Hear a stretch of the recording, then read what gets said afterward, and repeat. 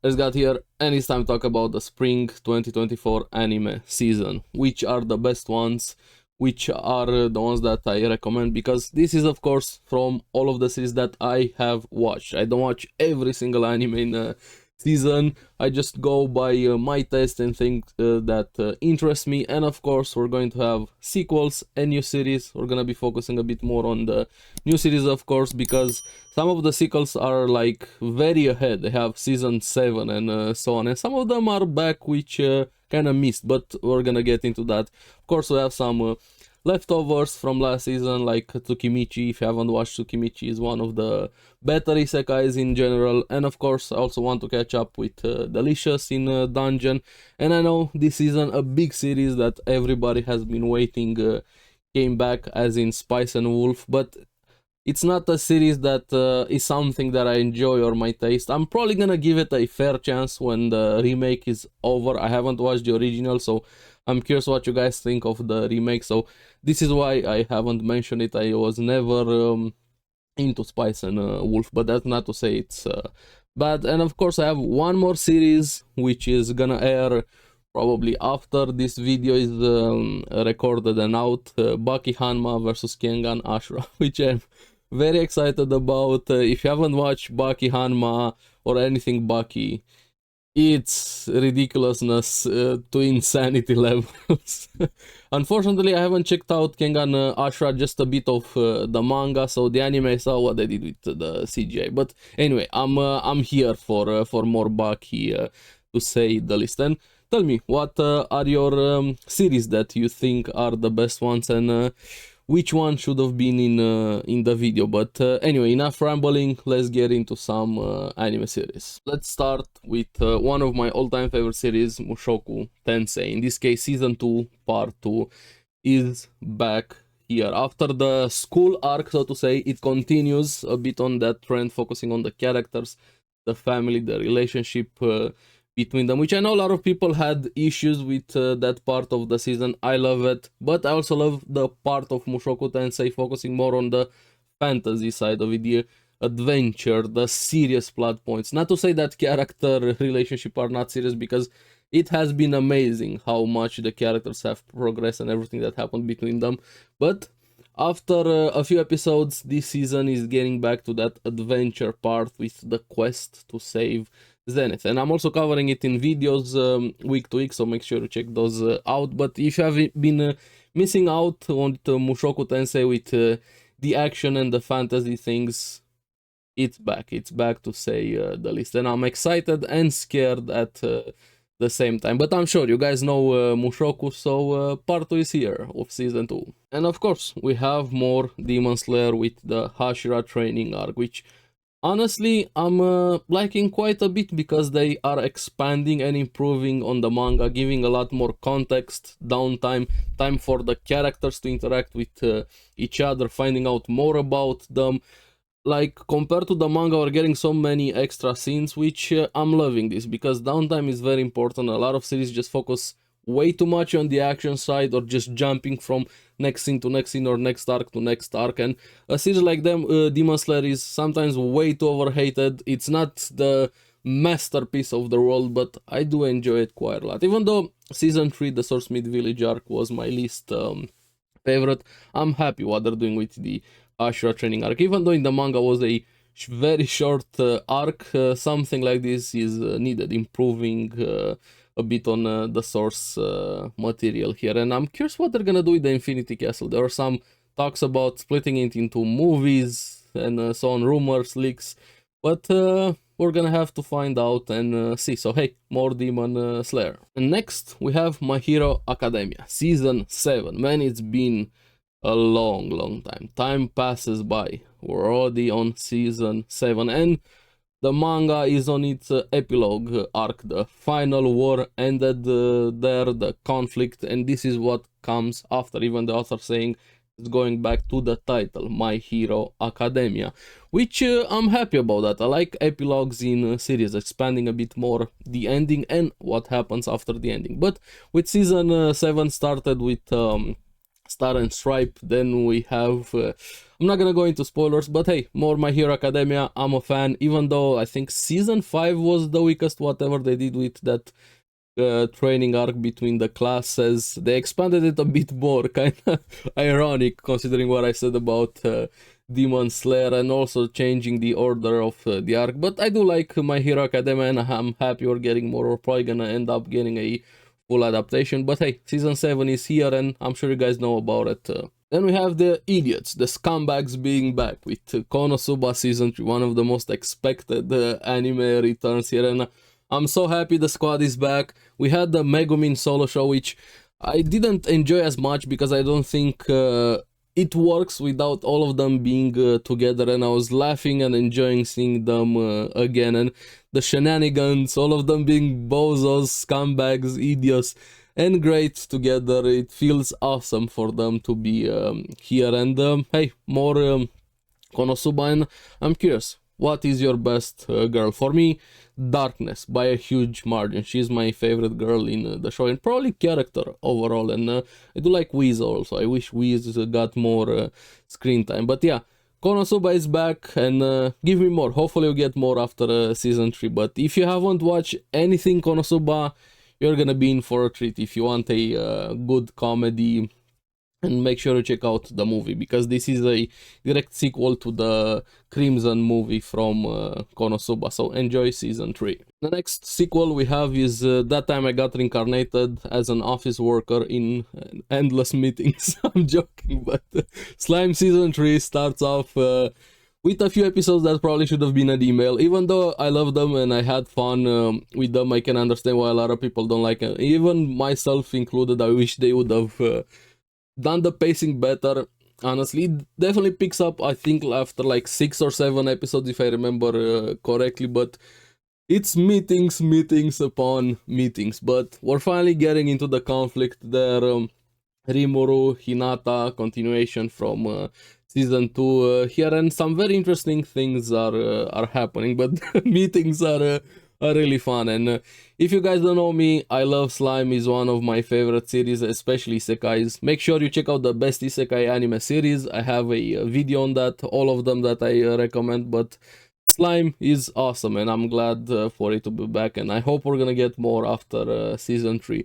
And by that I don't mean more meetings, just give me more Slime. This next series, Black Butler Public School arc, came in like a truck, a nostalgia truck, and I'm so happy it's back. I haven't realized how much I missed it. I don't know why, but Black Butler has this effect on me. I'm enjoying it so much, especially with this arc. Feels like going back to the roots of it, and it looks gorgeous. The art style, the animation is just very captivating, to say the least. And I have missed Sebastian. Say the line, say the line. I'm one hell of a butler. And CL also, of course. And the arc here with this very elitist school, to say the least, with the P4. I'm not gonna get into spoilers. I'm enjoying it quite a lot. And if you haven't checked out anything Black Butler, I highly recommend you guys check it out, and make sure, if you want to skip spoilers, for a short series it definitely has quite a lot of spoilers. I'm gonna have an image here thanks to the Black Butler Reddit with all of the spoilers, season 1, season 2. Then we have Book of Circus and Atlantic, but yeah, Black Butler is back, and I do hope some of the older series are coming back also. It's becoming a trend, but yeah, enjoy Black Butler. The first of the new series from this season, I have to start with Kaiju number 8, which I'm also covering in videos week to week. Make sure to check those out. It's actually quite fun, mainly thanks to the character and the impact of the punches and the animation, that feedback when something big happens and the sound design hits so right. But I also like the main character. Kafka is such an awesome character. He's an actual adult, but also acting goofy at the same time, unless there are serious moments. And what the author said, he kind of designed Kafka inspired by him and something he went through in life, kind of looking at the people around him and his friends being successful and him not having that dream, which I can also kind of relate a bit to that. So Kafka is a great, even though people are complaining that he acts like the typical shonen character, I think they're kind of missing a bit the point of Kafka. Not everybody as an adult is very serious all the time. Sometimes the kid inside you is still there. But also I love Hoshina, the vice captain in the series, and monsters, kaijus fighting, and why not? This is such a hype series, and I do hope more people check it out. Kaiju number 8 is such a fun time, and if you haven't, make sure to check it out. Now, this series, I don't know how to put it into words perfectly without spoiling the mood and atmosphere for it. Go Go Loser Ranger. You have the good guys being good, but also being evil at the same time. The bad guys are good, but also they are the bad guys at the same time, and nobody is sane. I don't think there's an actual sane character in this series. Like, all of them are mentally insane and they have weird quirks and everything they do. It's focused on these Power Rangers and not Power Rangers at the same time, fighting these monsters that are the weak guys. I'm not gonna go any further than that with spoilers, but it's such a fun show because it has that aspect of suspense also at the same time, and battle of minds, which I kind of miss a lot of the series. We need more battle of mind series. And the dynamic between the characters, like I said, every single one of them is insane from a certain point of view here, and it's so fun. And the main character having to go through everything he goes here, but then also the good guys, the Rangers.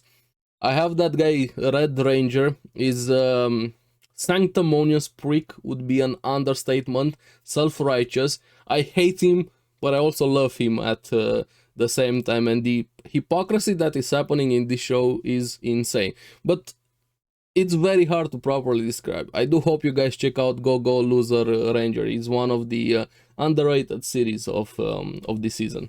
Now, this next series, Windbreaker, reminds me very much so of Tokyo Revenger. It's very hard not to compare them, but this one at least does something better, especially the main character. They are the same and also very different at the same time as series, because while Tokyo Revenger feels a bit more serious, this one is a lot more focused on the emotional thing, kind of like communicating through fighting. It's a lot of fun, the fights are great, and the main character is also awesome. Then we have Gojo. Not Gojo is kind of funny. One of the characters is voiced by the voice actor of Gojo and kind of looks very similar with Gojo. And I do hope more people check out Windbreaker if you want some more delinquents, and maybe you don't need more Tokyo Revengers in your life, because even I have been disappointed by Tokyo Revengers. It started strong, but yeah. Then no, just watch Windbreaker here. A lot of fun, delinquents, and fighting. Hopefully I don't butcher the name. I was reincarnated as the 7th prince, so I can take my time perfecting my magic ability. Say that 3 times fast. This series, I'm gonna be honest, I judged it by its appearance. Especially the main character has a interesting design, to say the least, but honestly, this is probably the most fun I have had in a series, just based on the power fantasy for it. The main character is insane, like certifiably insane. He's obsessed with magic and he's overpowered very, very much. So the maid is hot, Sylpha is so hot. And somehow this series has such amazing animation. I don't know, feels like one of those trashy power fantasy series, which it is to an extent, but it's also really fun, and I enjoy those series like this. And this one, I was going into it, I'm like, it's gonna suck, but no, I came out very pleasantly surprised, grinning and laughing with each episode, waiting to see what they're gonna do here, and how Lloyd is gonna be even more overpowered than everybody, losing their minds at seeing what he does. But yeah, if you want just a pure fun series, watch 7th Prince here. There's no way I'm saying that name again. This next show, honestly, I think might be the most underrated show from this season, The Fable, which I'm having so much fun with it because it's very dark, but also very comedic at the same time. I don't know if you guys ever checked out the TV show Barry, but it's very similar to that. We have a professional assassin having to go live in the suburbs for 1 year without being allowed to kill anybody here. And also dealing with Yakuza, also dealing with, I'm gonna say it, his sister, well, his partner slash fake sister, is a lot more dangerous than him. Because while he can kill you very, very fast in 6 seconds, he can destroy your life much more. Like, all of the shenanigans that she does, I was laughing so much. She can drive you insane would be an understatement here, but it's great seeing the dynamic between the characters, the Yakuza having to deal with him as a pro assassin, him having to be a pro at everything. It's funny how he can get into the most minute and the most outlandish things if you just tell him, hey, a pro would be able to do it. You're a pro, right? But yeah, The Fable is such an awesome show, and I do hope more people check it out. You're gonna have that Spy Family dynamic a bit into it, but a lot more serious and also a bit darker comedy to The Fable here. Honestly, if it keeps this up, it's gonna be a longer series. I think it's scheduled for 25 episodes. I might end up liking it more than Spy Family here. I think it scratches that itch a bit more for me here. So if you haven't watched The Fable, I highly, highly recommend it. And don't stick your dick in crazy. Trust me. Trust me. This final series, I recommend giving at least 3 episodes. Yatagarasu, The Raven Does Not Choose Its Master. And why I'm saying 3 episodes? Because it's a slow build-up of a series. It's palace intrigue, power struggle, fighting for getting to this throne in this interesting world with ravens having the power to transform into humans also. But at the same time, the world can be very dark what's happening here, and I've missed a type of series like this. We had a similar one with Apothecary Diaries, mainly thanks to Mao Mao, but that one was more focused on the characters. This one is a lot more focused on that palace intrigue and power struggle here. They have similar atmosphere, but also very different tones, so to say here. And I'm enjoying this one. I do hope it's gonna stick the landing here. I haven't read the source material, but if you are a source material, let me know what you think so far of the adaptation of Yatagarasu. But if you want a palace intrigue show, I highly recommend Yatagarasu. And again, give it 3 episodes at least. Yeah, those are pretty much the series from this season that I recommend from spring 2024. And I'm really curious, have you watched any of them? Are you going to try them? Or what other series do you think should have been here? Let me know in the comments below what is your favorite series, or what other series stuck out to you from this season that a lot of people maybe aren't checking out and you think they should give it a chance. And as always, like I said at the start of the videos, I haven't watched every anime from this season, just the things that I enjoy and things that stuck out to me. But thank you for watching. Remember to like and subscribe, helps me quite a lot, and you guys get the latest videos on the series that I follow. So keep enjoying anime. We're very close to the end of this season. I'm really excited for what's to come with summer anime season, but I'm gonna see you again on the next one. Bye bye.